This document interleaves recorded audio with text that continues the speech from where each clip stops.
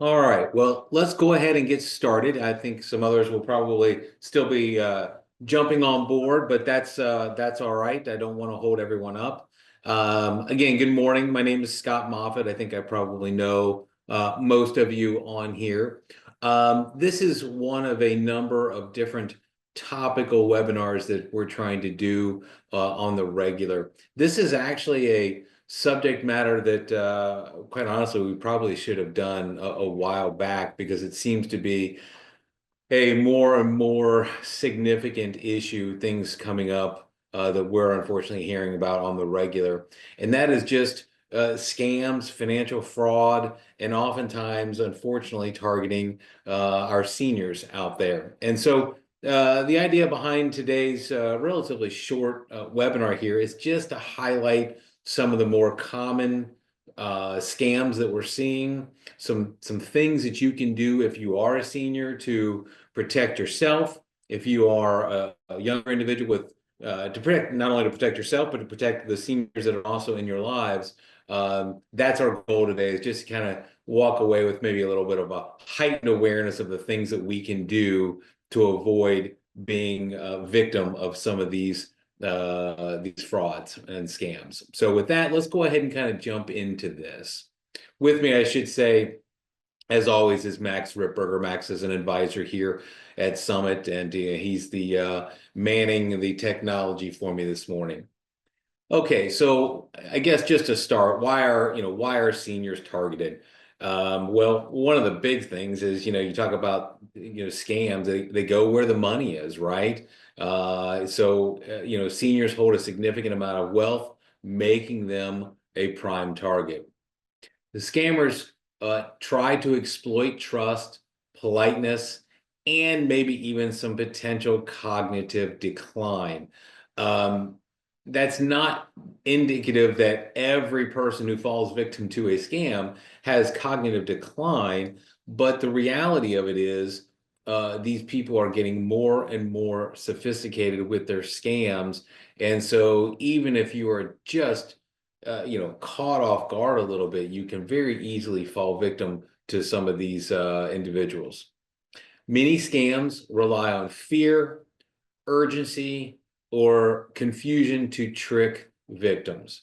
And I think that's one of the things too that we'll talk a little bit about here is the urgency and what are some of the red flags that you may be able to pick up on when you're involved in a potential scam situation. According to the FTC, seniors lost over $1.6 billion to fraud in 2022 alone. $1.6 billion is a huge amount of money. So this is a widespread, pervasive problem, and we certainly don't want you to be the next victim with that. Okay, so some of the common scams targeting seniors today: phishing emails and phone scams, fake IRS, Social Security, or Medicare calls. I've heard more of the IRS calls than anything. So, one of the things to be aware of with this is the IRS is simply not going to call you and demand that you pay them over the phone. They're not going to demand an immediate payment of anything. They're also not going to threaten you. So when you hear things like that, it's something certainly to take note of, that this is probably a scam. Investment and retirement scams, Ponzi schemes, fake annuities, once in a lifetime opportunities. These can present some real challenges as well. It's why little things like when you're working with us and we open up investment accounts, you're never making a check payable to me personally. You're not making a check payable to our company, Summit. You're making the check payable directly to the investment company, right? And as a senior, a once in a lifetime opportunity is probably something that you just walk away from. Again, too good to be true type thing. Romance scams. And let me also back up and say, I should have said this from the beginning of the slide. And this is not an exaggeration. Unfortunately, I have clients that have fallen victim to every single one of these things. Every single one of them. I've had clients either fall victim to it or come very close to being scammed. In romance scams, fraudsters posting as online love interests to steal money. Now, when I read this one, and probably when you hear me say it and you read it, you think that there's no way this doesn't possibly happen. I had an individual who came to see me. This is going back probably 5, 6 years ago, who had absolutely fallen victim to this.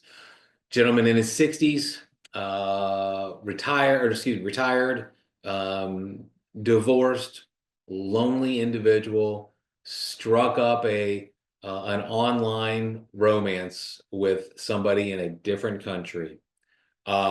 This individual put time into this scam, got this gentleman to really develop a love interest, if you will, uh, such to the point that he spent money for airline tickets for this individual to come see him.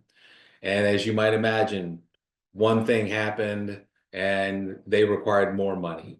And then something else happened. And again, very good, very realistic, and just preying on his loneliness.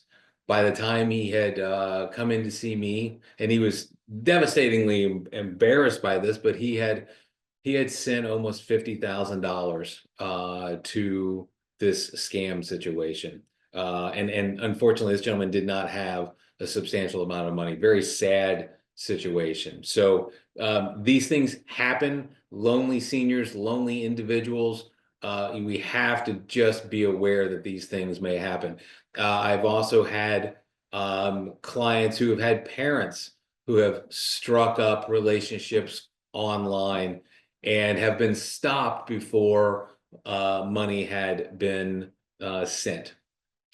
Tech support scams. So this is another real interesting one. Fake warnings that a claim that a computer has a virus or that a computer has been compromised. I have a client. I'm not going to go into a lot of details with it, just because I don't want to disclose any information that wouldn't be appropriate. But very elaborate scam. It involved.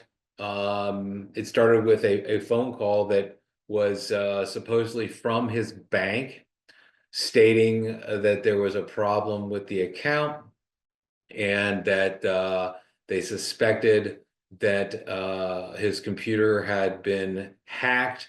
It involved what we believed at the time was them getting the authorities involved, monitoring his computer. They wanted him to be safe, to move accounts to different bank accounts, and it was an extremely elaborate scam.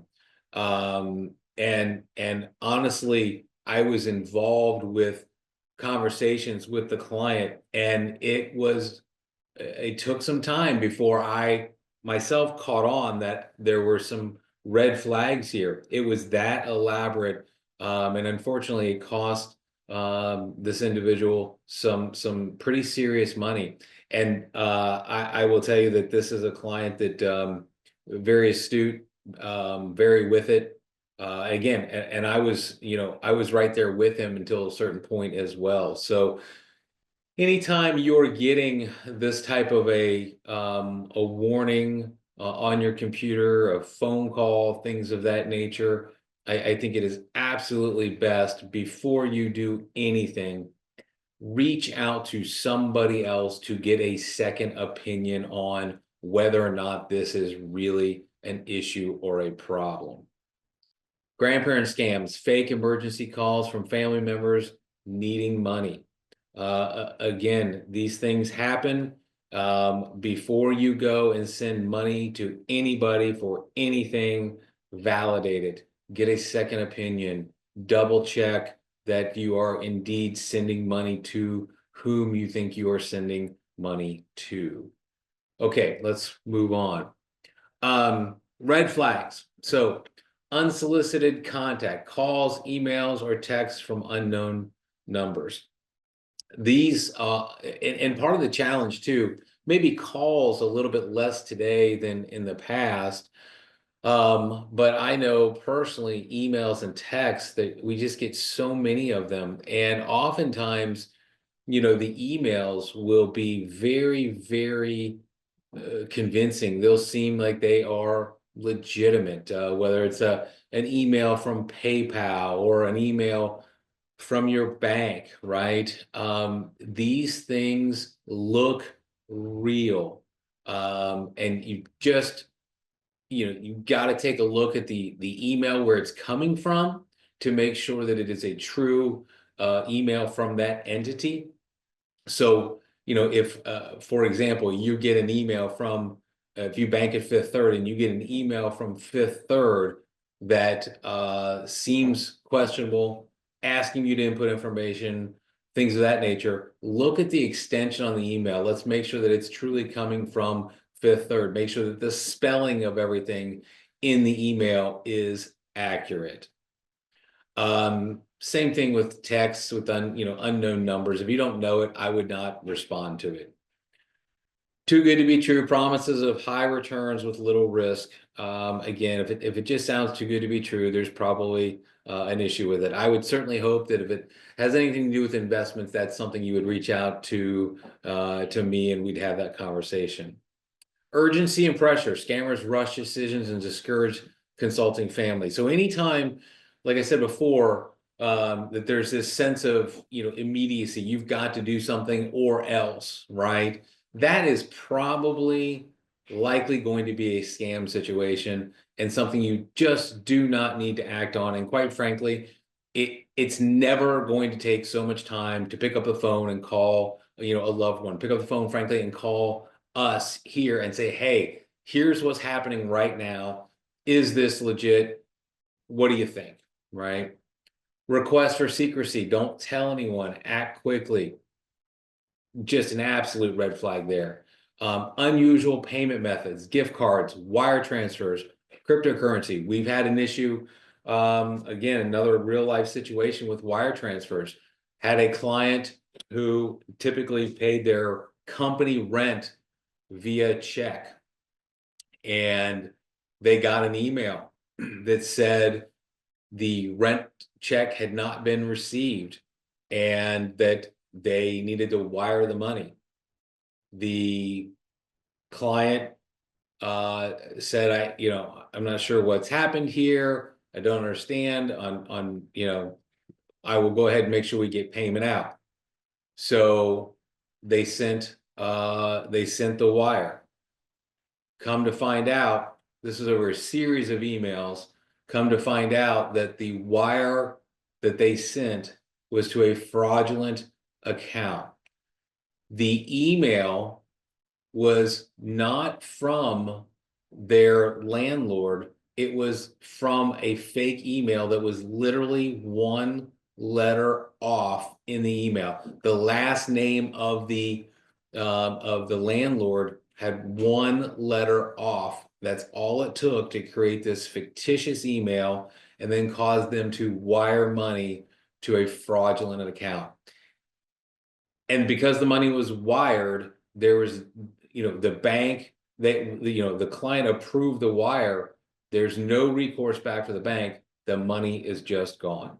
So we got to be careful with those things. Let me also just say on wires, there is a tremendous amount of wire fraud that happens. So I'm guessing most of you probably aren't wiring very routinely in the course of your daily lives. But if you do, it is imperative that even though you might get email wire instructions, let's say you're buying a car or something like that, and you're going to be wiring the payment or the money. even though you might get an email that says, here are the wiring instructions, it is always best course of habit to pick up the phone, call the place that you are wiring the money, and confirm the wiring instructions over the phone as well. Scammers will impersonate banks, government agencies, or trusted businesses. So it'll come from all of these types of entities. Like I said before, look for misspellings, generic greetings, and suspicious links and emails. Just generally speaking, before you click a link in an email, absolutely make certain that the email is legit, because oftentimes clicking that link is taking you into some sort of a scam situation. Also look for those errant misspellings in an email that will make it look like it looks real, but if there's a misspelling, on a pretty common word, that's not likely coming from a legitimate source. Again, generic greetings, dear sir, dear madam, probably something you want to take caution with. Verify identities by calling their official number of an organization. To give you another example, because most of you know we have some real estate rental properties, and from time to time I may get a call from the bank saying, hey, we want to verify some information about your mortgage payment or something like that, or we need to talk to you about your mortgage payment. And then they'll proceed, they're calling me, and they'll proceed to say, can you please, just for verification purposes, can you please confirm the loan number, or can you please confirm your social security number? And my response always is, you called me, I'm not providing you any information. If you want to provide me the information, that's fine, or I can call you back. Just because I have no idea that that's a legitimate inbound phone call, I'm certainly not going to give them information that they may not have if they're a scammer. And to be clear, probably, the vast majority of those types of calls are legitimate, but I don't want to take that risk. And as I said before, the IRS is never going to call with demanding an immediate payment.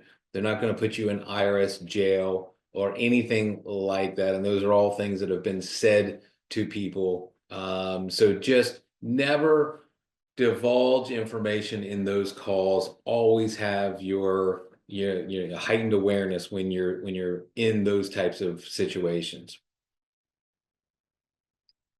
All right, so protecting your finances. Monitor your accounts. Regularly check bank and credit card statements. Look for fraudulent information on there. Credit card fraud is rampant. The other thing I would also suggest is not having a number of open credit cards. The more cards that you have, the more chances you have of falling victim to this. So, rather than having 5 or 6 different credit cards, have a couple. No real need, in my opinion, to have, that many cards. You're just putting yourself at more risk and more exposure. When you're purchasing things online, if you're so inclined to do so, and I am absolutely one of those people, I'd much rather buy something online than have to go to the store and do it myself. But the reality of it is, there are websites that are not the most secure. So you've got to make sure when you're paying online that you are protected. Sometimes using maybe like a PayPal account or something like that might be a more secure way of doing that. Use strong passwords. I think we're all guilty of this. It's just so, complicated to try to remember all the daggone passwords that we end up using the same ones over and over again. I'm guilty of this myself, but there are, if you can enable multi-factor authentication, this is a great way of doing this. I know, like on my iPhone, if I want, it'll auto suggest a strong password. There's also, and we use this here in the office. It's for both for individuals and for companies. It's a program called LastPass. And what it allows you to do is basically have all of your websites, all of your passwords secured in this one site. So the only thing you have to remember is the one password to that site. And then inside of that, it has all of the passwords that you need for anything and everything. And the other nice thing about that is it will also auto-populate on your desktop when you have LastPass turned on working in the background. So that would be something I would definitely suggest that you consider having. Freeze your credit, prevent unauthorized new accounts. You can go to www.annualcreditreport.com and do that. There's also a program that we use called LifeLock. In fact, I taken a look at LifeLock will routinely monitor, and actually guarantee that you will not fall victim to things up to like $1 million. And through LifeLock, you can actually get an AARP discount. I want to say it's like $69 a year to have access to it. And it will notify you anytime there's activity happening on your behalf. Somebody's applying for credit or anything like that. It notifies you, it stops it until you authorize it. So that's something else to look at doing. Shred sensitive documents, right? So I just make a habit, any mail that we get, we just shred it. If you don't have a strong shredder and you've got financial documents, you can always bring those to the office. We'll put them in our document destroy box and take care of that for you as well. Use caller ID and block spam calls. Consider tools like NomoRobo or RoboKiller. These will be things that will eliminate you having to deal with those types of calls. Okay, how to handle suspicious calls. And either do not engage, hang up, or delete the email. I would go a step further on the email, and I would actually block that sender. I know on Outlook, I just right click and it says block that sender, block that email address. Verify independently. Again, whether it's the IRS, the Social Security, your bank, anybody, call and verify. Unless you know the person that you're talking to on the other line, before you divulge any information or give them any data, call and independently verify. If you do have somebody, if you are exposed to a potential scam or fraud, you can also report these things, and I would encourage you to do so, simply because this is how these things begin to get put down. But through FTC, AARP, Fraud Watch, or local law enforcement when needed. And again, trust your gut. If it feels wrong, it probably is wrong.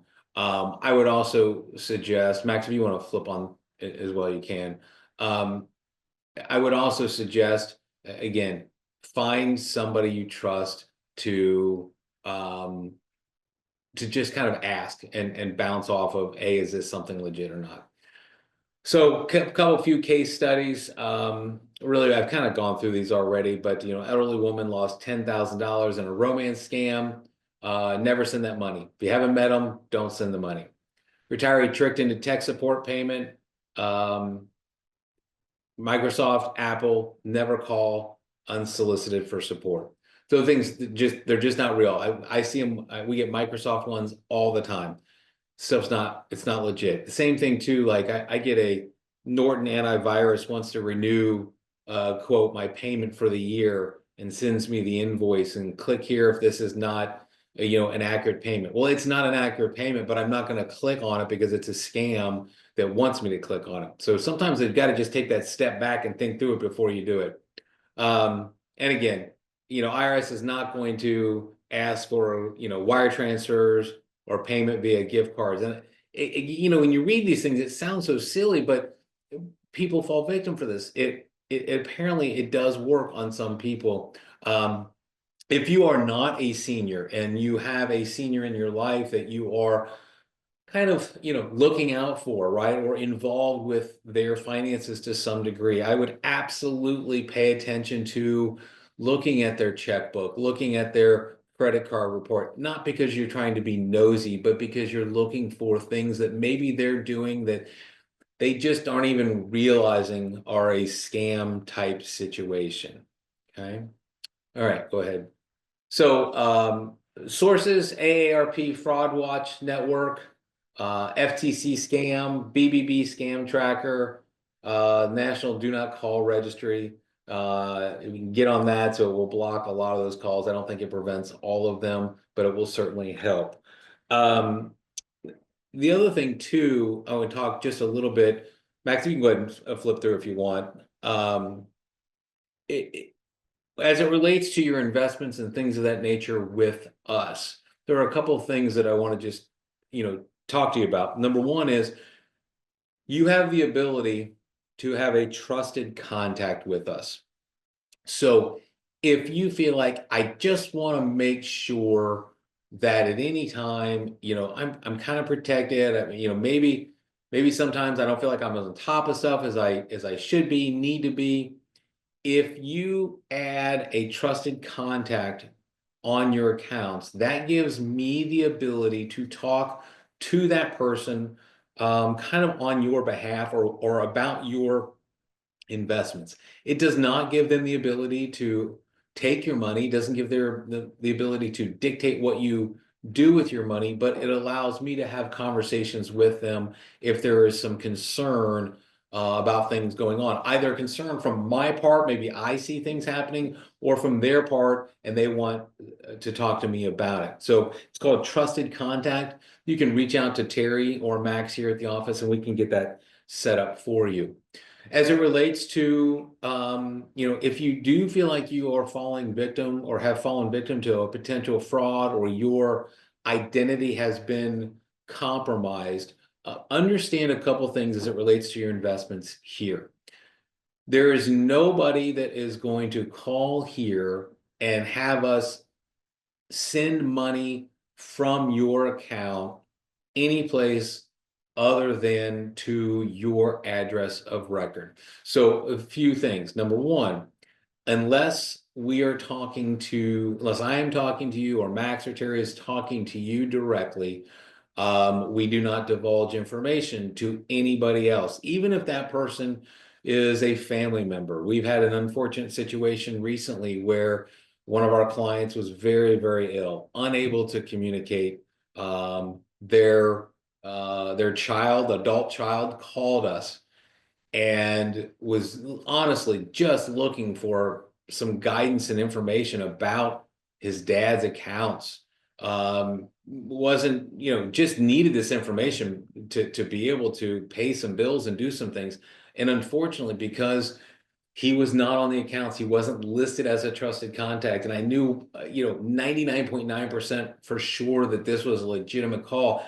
I was unable to give him any information because I didn't have that authority to do that. So nobody's going to call and get information on your accounts from us unless we know it is you that we're talking to. By the way, that's even really if a spouse were to call and want access to information, we can't really even give information. I shouldn't say even. We cannot give information to a spouse like that. So money's not going to go anywhere unless it is directly coming from you and that we know that it's you. So, same thing holds true with emails. If you email us something, we're going to call to validate that and verify that. So there's really very, very little chance anything fraudulent is going to happen from your accounts, and nobody can call the investment company directly. Nobody can call the broker dealer and get information without that coming back